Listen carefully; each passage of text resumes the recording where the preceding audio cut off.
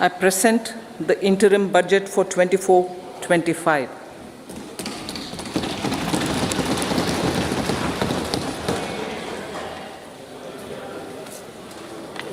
The Indian economy has witnessed profound positive transformation in the last 10 years. The people of India are looking ahead to the future with hope and optimism. With the blessings of the people, when our government, under the visionary and dynamic leadership of Honorable Prime Minister Shri Narendra Modi, assumed office in 2014, the country was facing enormous challenges.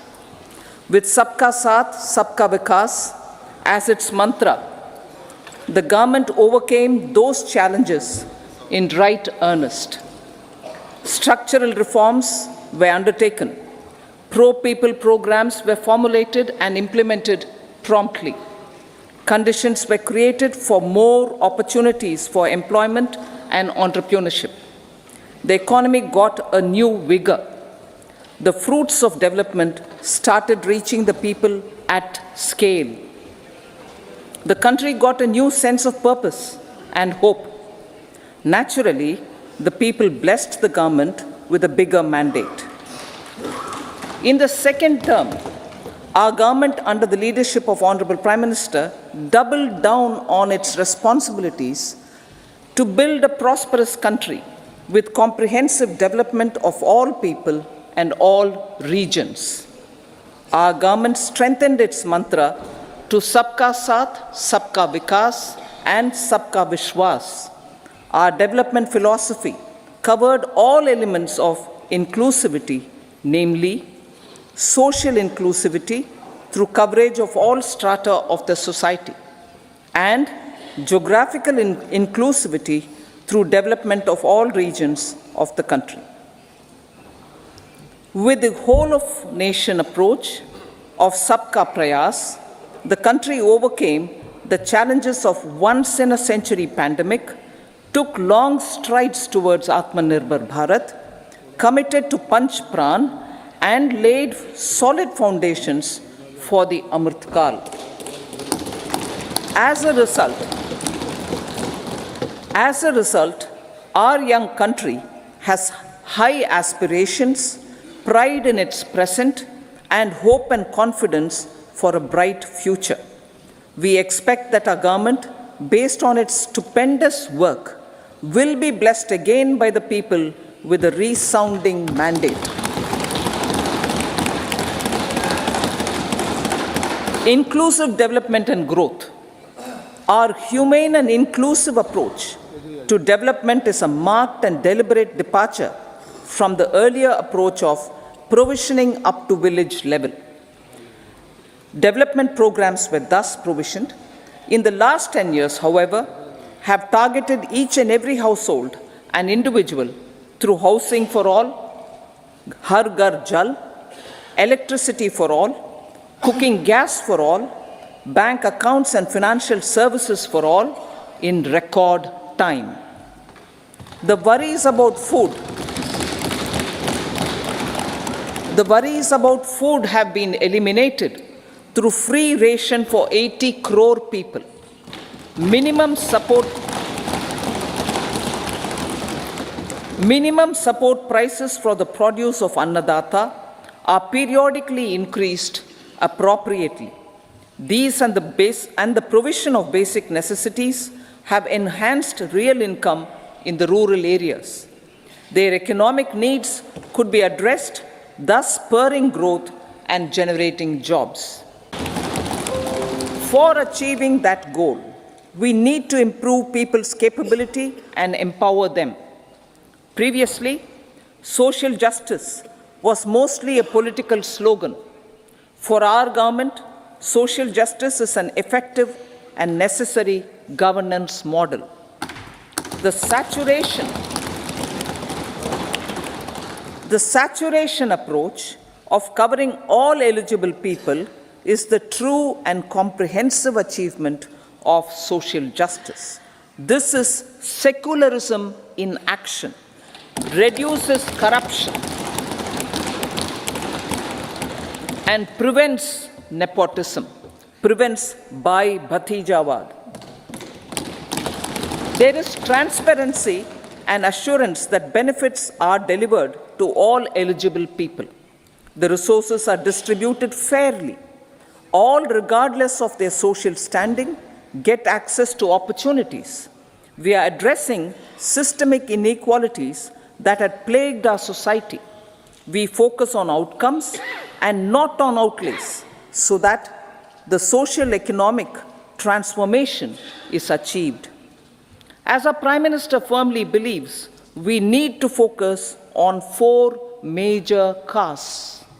They are Garib, Mahilaye, Yuva, and Annadata. Their needs, their aspirations, and their welfare are our highest priority.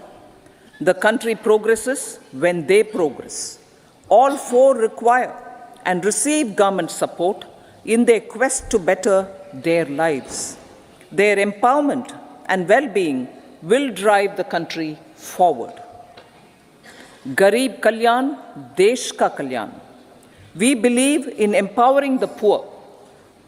The earlier approach of tackling poverty through entitlements had resulted in very modest outcomes. When the poor became empowered partners in the development process, government's power to assist them also increases manifold. With the pursuit of Sabka Saath, in these 10 years, the government has assisted 25 crore people to get freedom from multi-dimensional poverty. Our government's efforts are now getting synergized with energy and passion of such empowered people. This is truly elevating them from poverty. Direct benefit transfer of 34 lakh crore rupees from the government using PM Jan Dhan accounts has led to savings of 2.7 lakh crores of rupees for the government. This savings has been realized through avoidance of leakages prevalent earlier. The savings have helped in providing more funds for Garib Kalyan. PM Swanidhi has provided credit assistance to 78 lakh street vendors. From that total of 78 lakh street vendors, 2.3 lakh have received credit for the 3rd time. PM Janman Yojana reaches out to the particularly vulnerable tribal groups who have remained outside the realm of development so far. PM Vishwakarma Yojana provides end-to-end support to artisans and craftspeople engaged in 18 trades. The schemes for empowerment of Divyangs and transgender persons reflect firm resolve of our government to leave no one behind. Welfare of Annadata. Farmers are our Annadata. Every year under PM Kisan Samman Yojana, direct financial assistance is provided to 11.8 crore farmers, including marginal and small farmers. Crop insurance is given to 4 crore farmers under PM Fasal Bima Yojana. These, besides several other programs, are assisting Annadata in producing food for the country and for the world.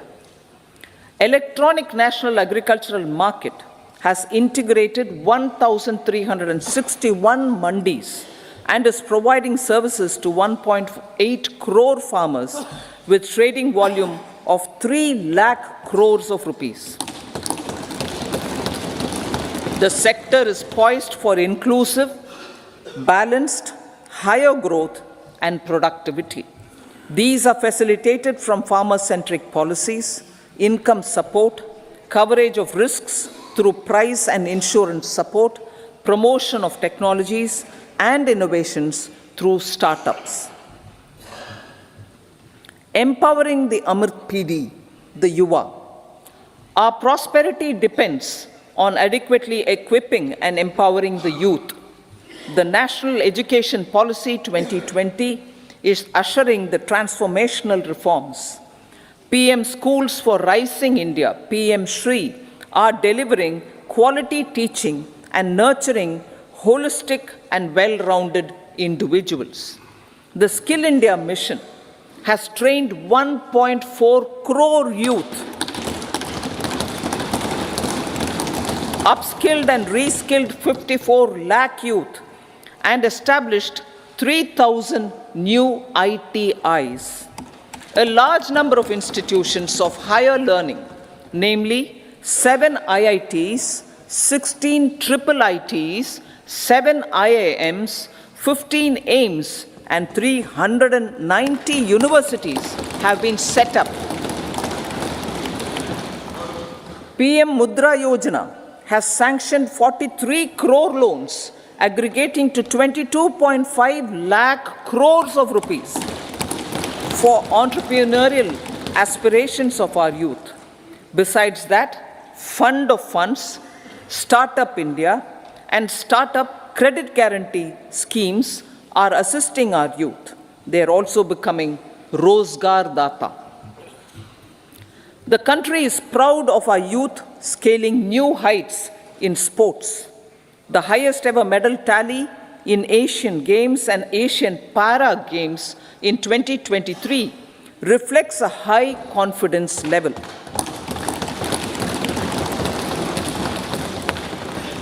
Chess prodigy and our #1 ranked player Pragnananda put up a stiff fight against the reigning world champion Magnus Carlsen in 2023. Today, India has over 80 chess grandmasters compared to little over 20 in 2010. Momentum for Nari Shakti. The empowerment of women through entrepreneurship, ease of living, and dignity for them has gained momentum in these 10 years. 30 crore Mudra Yojana loans have been given to women entrepreneurs. Female enrollment in higher education has gone up by 28% in 10 years. In STEM courses, girls and women constitute 43% of enrollment, one of the highest in the world. All these measures are getting reflected in the increasing participation of women in workforce. Making triple talaq illegal, reservation of 1/3 seats for women in the Lok Sabha and state assemblies, and giving over 70% houses under PM Awas Yojana in rural areas to women, and giving over 70% houses under PM Awas Yojana in rural areas to women as sole or joint owners have enhanced their dignity. Exemplary track record of governance, development, and performance. Besides delivering on high growth in terms of gross domestic product, the government is equally focused on a more comprehensive GDP, that is, governance, development, and performance. Our government has provided transparent, accountable, people-centric, and prompt, trust-based administration with citizen-first and minimum government, maximum governance approach. The impact of all-round development is discernible in all sectors. There is macroeconomic stability, including in the external sector. Investments are robust. The economy is doing well. People are living better and earning better, with even greater aspirations for future. Average real income of the people has increased by 50%. Inflation is moderate. People are getting empowered, equipped, and enabled to pursue their aspirations. There is effective and timely delivery of programs and of large projects. Economic management. The multi-pronged economic management over the past 10 years has complemented people-centric, inclusive development. Following are some of the major elements. 1. All forms of infrastructure, physical, digital, or social, are being built in record time.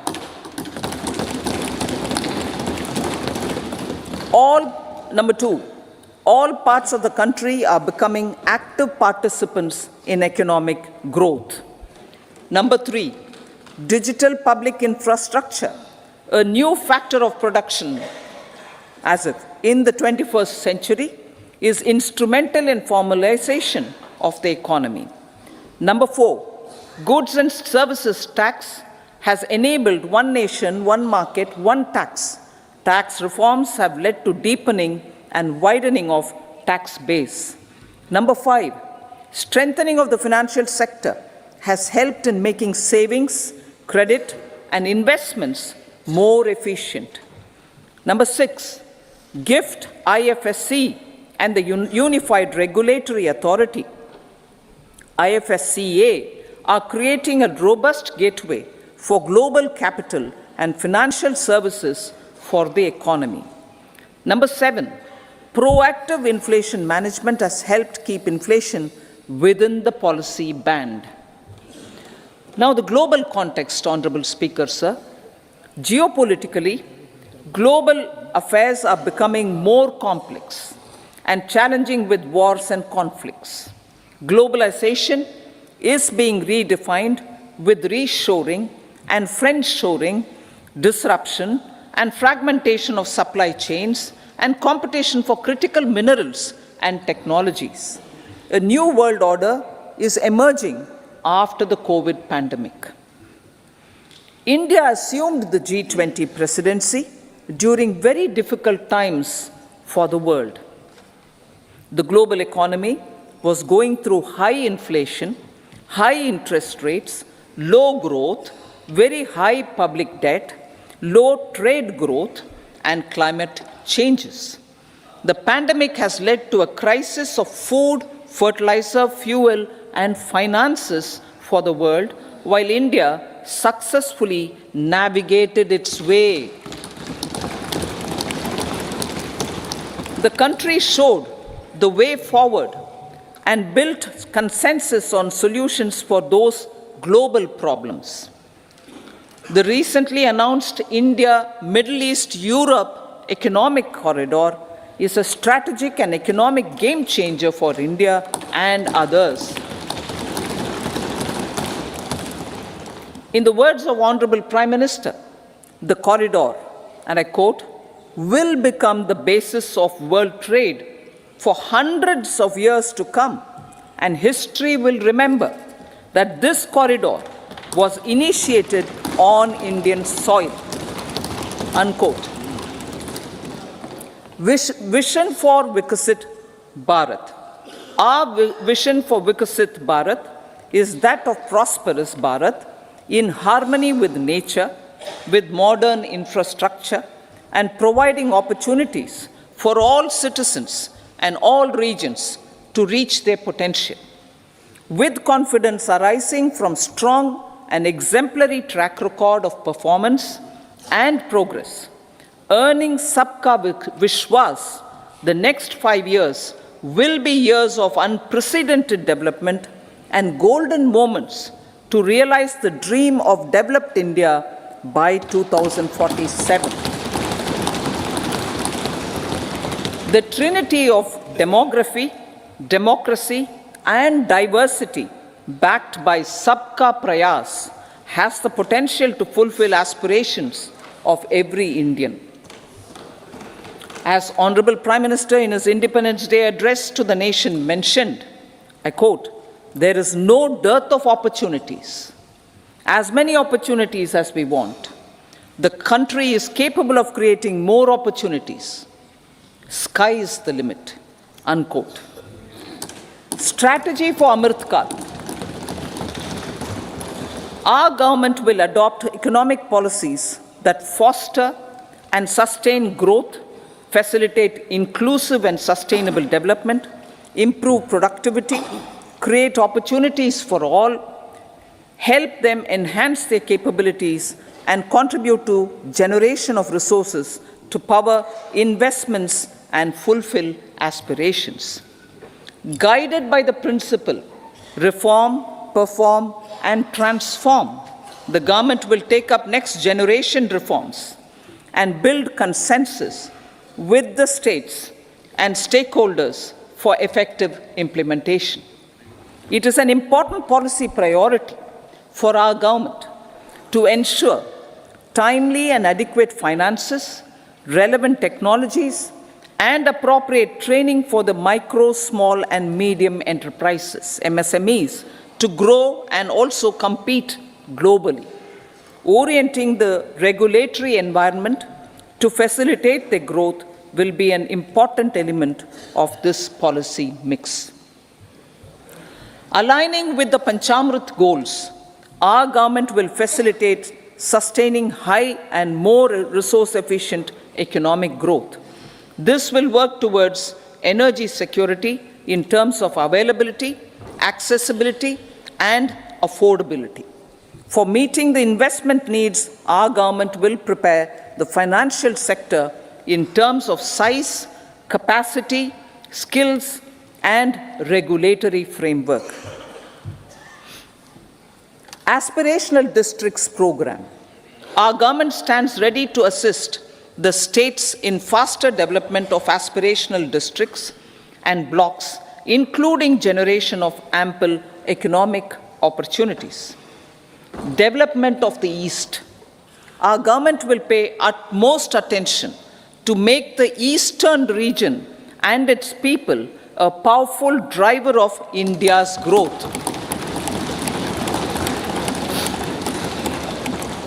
PM Awas Yojana Gramin. Despite the challenges due to COVID, implementation of PM Awas Yojana Gramin continued, and we are close to achieving the target of 3 crore houses. 2 crore more houses will be taken up in the next 5 years to meet the requirement arising from increase in the number of families. Rooftop solarization and Muft Bijli. Through rooftop solarization, 1 crore households will be enabled to obtain up to 300 units free electricity every month. This scheme follows the resolve of Honorable Prime Minister on the historic day of consecration of Sri Ram Mandir in Ayodhya. Following benefits are expected. Savings up to 15 to 18,000 rupees annually for households from free solar electricity and selling the surplus to the distribution companies. Charging of electric vehicles. Entrepreneurship opportunities for a large number of vendors for supply and installation. Employment opportunities for the youth with technical skills in manufacturing, installation, and maintenance. Housing for middle class. Our government will launch a scheme to help deserving sections of the middle class, and I quote from Honorable Prime Minister's words, living in rented houses or slums or chawls and unauthorized colonies, unquote, to buy or build their own houses.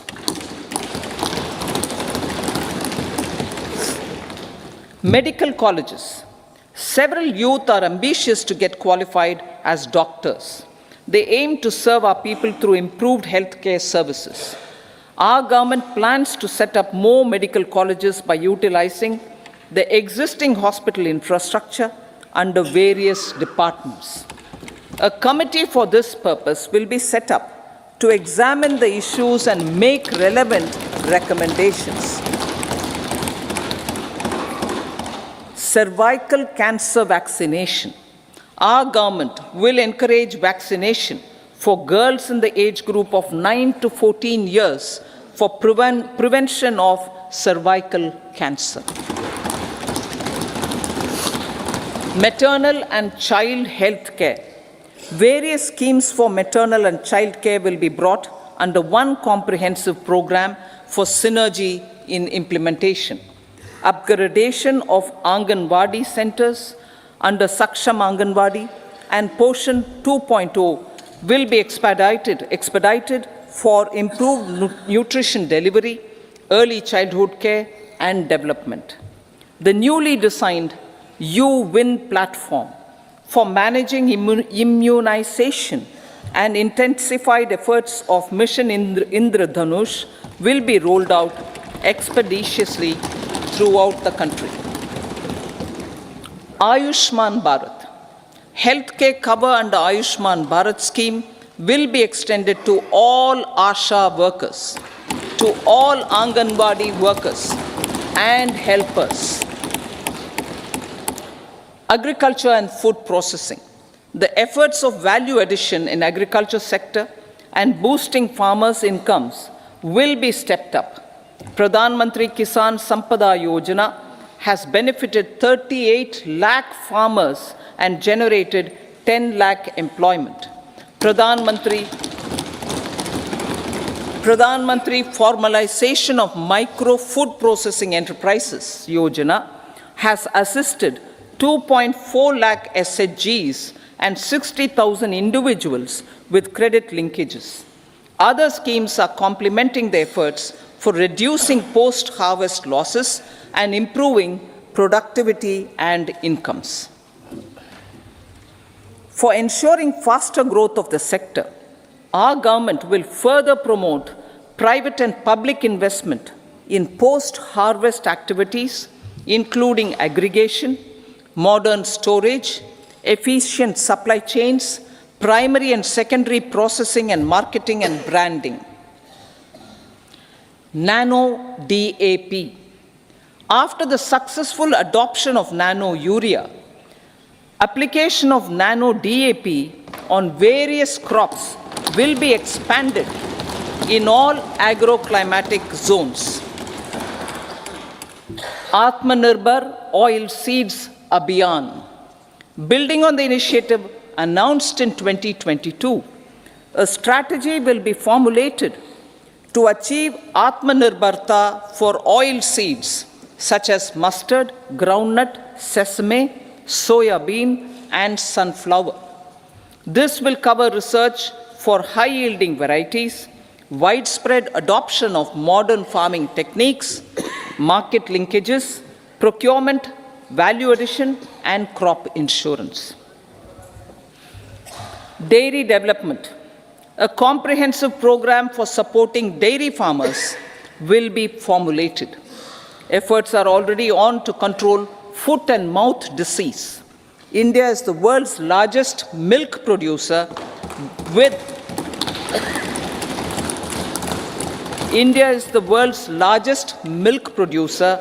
but with low productivity of milch animals.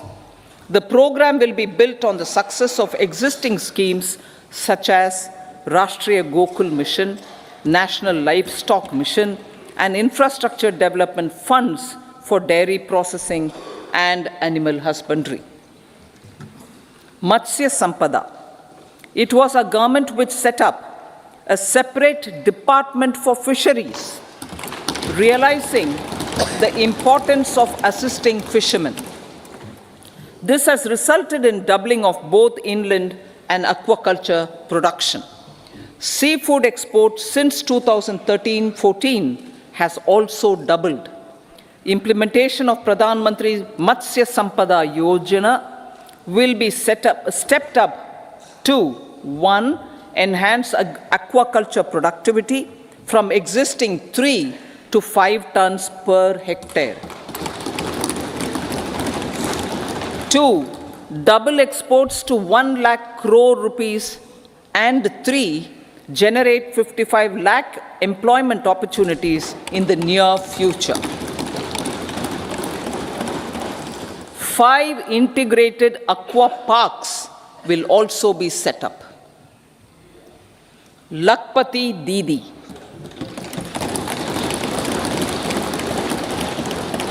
83 lakh SHGs. 83 lakh SHGs with 9 crore women are transforming rural socio-economic landscape with empowerment and self-reliance. Honorable Speaker sir, their success has assisted nearly 1 crore women to become Lakpati Didi already. They are an inspiration to others. Their achievements will be recognized through honoring them. Buoyed by the success, it has been decided to enhance the target for Lakpati Didi from 2 crores to 3 crores.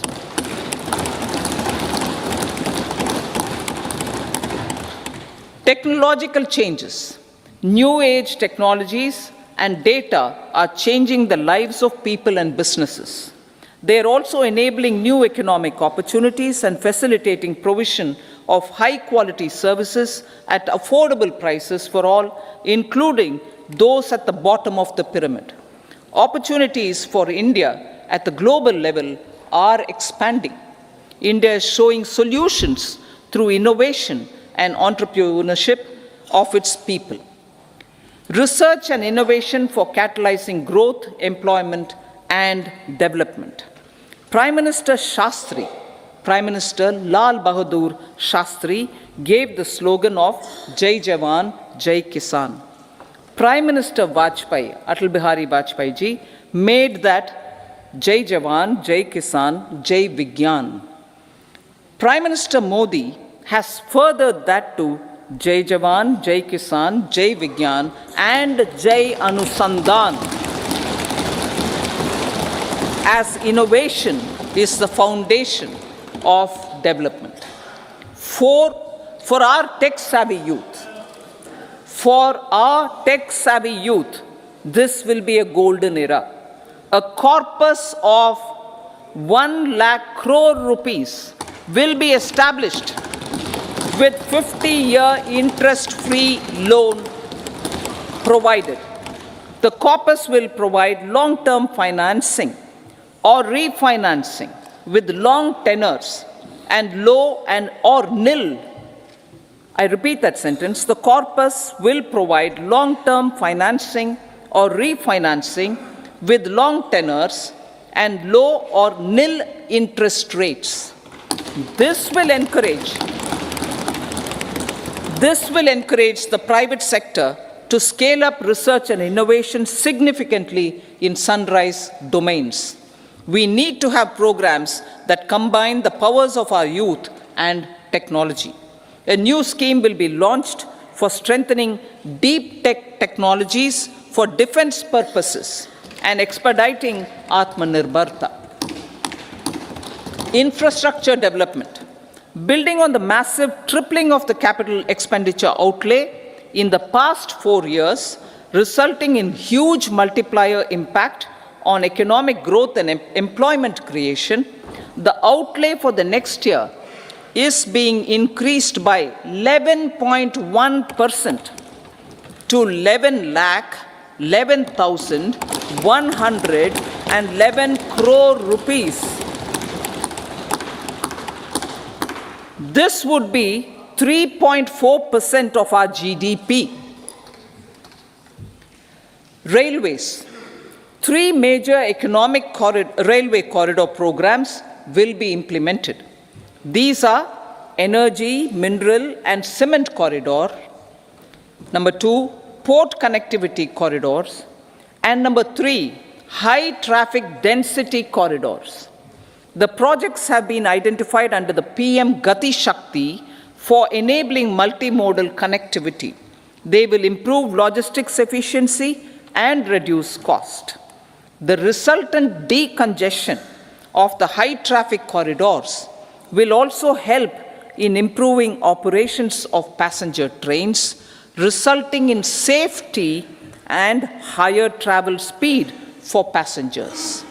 Together with dedicated freight corridors, these three economic corridor programs will accelerate our GDP growth and reduce logistic costs.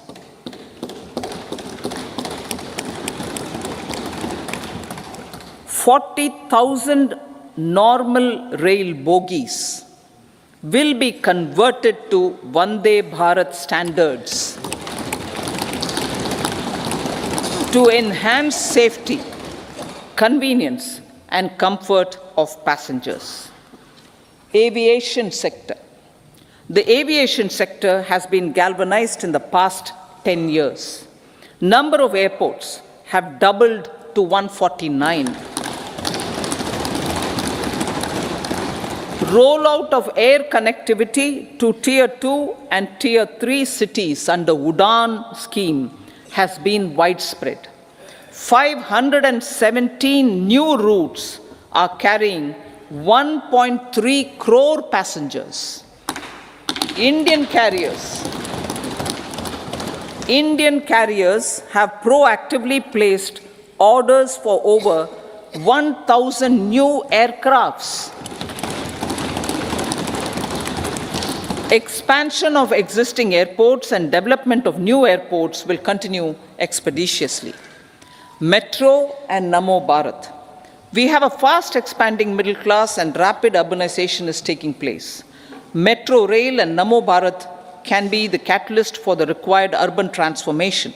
Expansion of these systems will be supported in large cities, focusing on transit-oriented development. Green energy. Towards meeting our commitment for net zero by 2070, the following measures will be taken. Viability gap funding will be provided for harnessing offshore wind energy potential for initial capacity of 1 gigawatt. Coal gasification and liquefaction capacity of 100 metric tons will be set up by 2030. This will also help in reducing imports of natural gas, methanol, and ammonia. Phased mandatory blending of compressed biogas in compressed natural gas for transport and piped natural gas for domestic purposes will be mandated. Financial assistance will be provided for procurement of biomass aggregation machinery to support collection. Electric vehicle ecosystem. Our government will expand this and strengthen the e-vehicle ecosystem by supporting manufacturing and charging infrastructure. Greater adoption of e-buses for public transport networks will be encouraged through payment security mechanism. Biomanufacturing and biofoundry. For promoting green growth, a new scheme of biomanufacturing and biofoundry will be launched. This will provide environment-friendly alternatives such as biodegradable polymers, bioplastics, biopharmaceuticals, and bioagri-inputs. This scheme will also help in transforming today's consumptive manufacturing paradigm to the one based on regenerative principles. Blue Economy 2.0. For promoting climate resilient activities for Blue Economy 2.0, a scheme for restoration and adaptation measures and coastal aquaculture and mariculture with integrated and multi-sectoral approach will be launched. Comprehensive development of tourist centers. The success of organizing G20 meetings in 60 places presented diversity of India to global audience. Our economic strength has made the country an attractive destination for business and conference tourism. Our middle class also now aspires to travel and explore. Tourism, including spiritual tourism, has tremendous opportunities for local entrepreneurship. States will be encouraged to take up comprehensive development of iconic tourist centers, branding and marketing them at global scale. A framework for rating of the centers based on quality of facilities and services will be established. Long-term interest-free loans will be provided to states for financing such development on matching basis. To address the emerging fervor for domestic tourism, Honorable Speaker, sir, projects for port connectivity, tourism infrastructure, and amenities will be taken up on our islands, including Lakshadweep. This will help in generating employment also. Promoting investments. The FDI inflow during 2014 to 23 was $596 billion, marking a golden era. That is twice the inflow during 2005 to 14. For encouraging sustained foreign investment, we are negotiating bilateral investment treaties with our foreign partners in the spirit of First Develop India. FDI is First Develop India. Reforms in the states for Vikasit Bharat. Many growth and development enabling reforms are needed in the states for realizing the vision of Vikasit Bharat. A provision of 75,000 crore rupees as 50-year interest-free loan is proposed this year to support those milestone-linked reforms by the state governments. Societal changes. The government will form a high-powered committee for an extensive consideration of the challenges arising from fast population growth and demographic changes. The committee will be mandated to make recommendations for addressing these challenges comprehensively in relation to the goal of Vikasit Bharat. Amrit Kal as Kartavya Kal. Our government stands committed to strengthening and expanding the economy with high growth and to create conditions for people to realize their aspirations. Honorable Prime Minister, in his Independence Day address to the nation in the 75th year of our Republic, said, and I quote, "We commit ourselves to national development with new inspirations, new consciousness, new resolutions as the country opens up immense possibilities and opportunities. It is our Kartavya Kal." Unquote. Every challenge of the pre-2014 era was overcome through our economic management and our governance.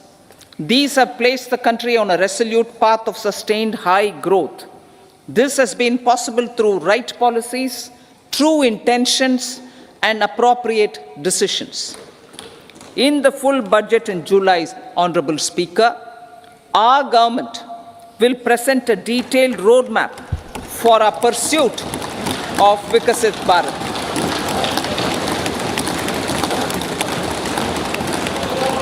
Revised estimates. Revised estimates of 2023-24. The revised estimate of the total receipts other than borrowings is 27.56 lakh crores of rupees, of which the tax receipts are 23.24 lakh crore rupees. The revised estimate of total expenditure is 44.90 lakh crore rupees. The revenue receipts at 30.03 lakh crore rupees are expected to be higher than the budget estimate, reflecting strong growth momentum and formalization in the economy. The revised estimate of the fiscal deficit is 5.8% of GDP, improving on the budget estimate, notwithstanding moderation in the nominal growth estimates. Budget estimates for 2024-25. Coming to the year 2024-25, the total receipts other than borrowings and total expenditure are estimated at 30.80 and 47.66 lakh crore rupees respectively. The tax receipts are estimated at 26.02 lakh crore rupees. The scheme of 50-year interest-free loan for capital expenditure to states will be continued this year with an outlay of 1.3 lakh crore rupees. We continue on the path of fiscal consolidation, as announced in my budget speech of 2021-22, to reduce fiscal deficit below 4.5% by 25-26. The fiscal deficit in 2024-25 is estimated to be 5.1% of GDP, adhering to that path. So the gross and net market borrowings through dated securities during 24-25 are estimated at 14.13 lakh crore rupees and 11.75 lakh crore respectively. Both will be less than that in 23-24. Now that the private investments are happening at scale, the lower borrowings by the central government will facilitate larger availability of credit for the private sector. Vote on account. I'll be seeking vote on account approval of the Parliament through the appropriation bill for a part of the financial year 2024-25. I will now move to part B. Honorable Speaker, sir, over the last 10 years, the direct tax collections have more than trebled and the return filers swelled 2.4 times. I would like to assure the taxpayers that their contributions have been used wisely for the development of the country and welfare of its people. I appreciate the taxpayers for their continued support. The government has reduced and rationalized tax rates. Under the new tax scheme, there is now no tax liability for taxpayers with income up to 7 lakh rupees, up from 2.2 lakh rupees in the financial year 2013-14. The threshold for presumptive taxation for retail businesses was increased from 2 crores to 3 crores. Similarly, the threshold for professionals eligible for presumptive taxation was increased from 50 lakh rupees to 75 lakh rupees. Also, corporate tax rate was decreased from 30% to 22% for existing domestic companies and to 15% for certain new manufacturing companies. Honorable Speaker, sir, in the last 5 years, our focus has been to improve taxpayer services. The age-old jurisdiction-based assessment system was transformed with the introduction of faceless assessment and appeal, thereby imparting greater efficiency, transparency, and accountability. Introduction of updated income tax returns, a new Form 26AS, and pre-filling of tax returns have made filing of tax returns simpler and easier. Average processing time of returns has been reduced from 93 days in the year 2013-14 to a mere 10 days this year, thereby making refunds faster. Indirect taxation. By unifying the highly fragmented indirect tax regime in India, the GST has reduced the compliance burden on trade and industry. The industry has acknowledged the benefits of GST. According to a recent survey, conducted by a leading consulting firm, 94% of industry leaders view the transition to GST as largely positive. According to 80% of the respondents, it has led to supply chain optimization, as elimination of tax arbitrage and octroi has resulted in disbanding of checkposts at the state and city boundaries. At the same time, tax base of GST more than doubled, and the average monthly gross GST collection has almost doubled to 1.66 lakh crores this year. States too have benefited. States' SGST revenue, including compensation released to states in the post-GST period of 2017-18 to 2022-23, has achieved a buoyancy of 1.22. In contrast, the tax buoyancy of state revenues from subsumed taxes in the pre-GST four-year period of 2012-13 to 2015-16 was a mere 0.72. The biggest beneficiaries are consumers, as reduction in logistic cost and taxes have brought down prices of most goods and services. We have taken a number of steps in customs to facilitate international trade. As a result, the import release time declined by 47% to 71 hours at inland container depots, by 28% to 44 hours at air cargo complexes, and by 27% to 85 hours at seaports over the last 4 years since 2019, when the national time release studies were first acted. Tax proposals. As for tax proposals, in keeping with the convention, I do not propose to make any changes relating to taxation and propose to retain the same tax rates for direct and indirect taxes, including import duties. However, certain tax benefits to startups and investments made by sovereign wealth or pension funds, as also tax exemption on certain income of some IFSC units, are expiring on 31/3/2024. To provide continuity in taxation, I propose to extend the date to 31/3/2025. Moreover, in line with our government's vision to improve ease of living and ease of doing business, I wish to make an announcement to improve taxpayer services. There are a large number of petty, non-verified, non-reconciled, or disputed direct tax demands,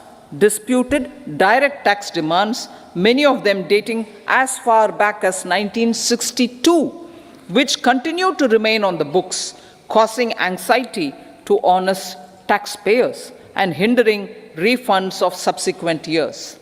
Honorable Speaker, sir, I propose to withdraw such outstanding direct tax demands up to 25,000 rupees pertaining to the period up to financial year 2009-10 and up to 10,000 rupees for financial years 2010-11 to 2014-15. This is expected to benefit about 1 crore taxpayers. 1 crore taxpayers would benefit out of this. Economy then and now. In 2014, when our government assumed the reins, the responsibility to mend the economy step by step and to put the governance systems in order was enormous. The need of the hour was to give hope to the people, to attract investments, and to build support for the much-needed reforms. The government did that successfully, following a strong belief of nation first. The crisis of those years has been overcome, and the economy has been put firmly on a high, sustainable growth path with all-round development. It is now appropriate to look at where we were then.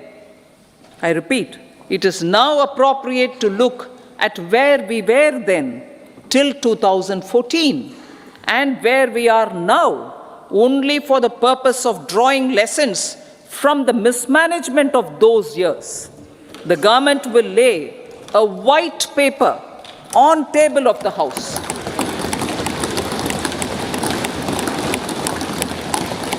The exemplary track record of governance, development and performance, effective delivery and Jan Kalyan has given the government trust, confidence and blessings of the people to realize whatever it takes. The goal of Vikasit Bharat with good intentions, true dedication and hard work in the coming years and decades. With this, Honorable Speaker, I commend the interim budget to this august House. Jai Hind.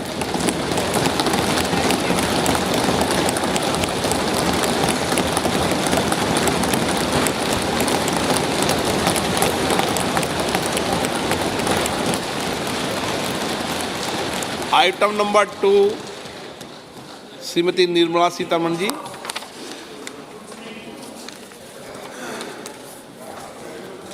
So, with your permission, I rise to lay on the table the following statements under Section 3(1) of the Fiscal Responsibility and Budget Management Act 2003, Medium-Term Fiscal Policy cum Fiscal Policy Strategy Statement and Macroeconomic Framework Statement. Item number 3 Shrimati Nirmala Sitharaman ji. Sir, with your permission, I rise to move for leave to introduce the Finance Bill 2024. प्रश्न ये है कि विधेयक को पुनर्स्थापित करने की अनुमति प्रदान की जाए। जो सदस्य इसके पक्ष में हाँ कहें, जो सदस्य विरोध में ना कहें। मेरे विचार में निर्णय हाँ वालों के पक्ष हुआ, हाँ वालों के पक्ष हुआ। माननीय मंत्री जी, विधेयक को पुनर्स्थापित करें। Sir, I introduce the bill. सभा की कार्रवाई शुक्रवार दिनांक 2 फरवरी 2024 को प्राप्त 11 बजे तक के लिए स्थगित की जाती है।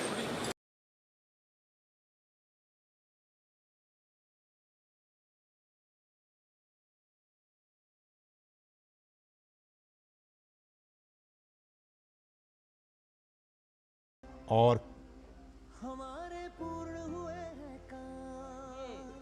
अभी बैठने की कृपा करें। जब वो पैदल चलकर आएंगे तो आपको लग जाएगा। वो पैदल आने के लिए उन्होंने सूचना दी है, वो पैदल आएंगे।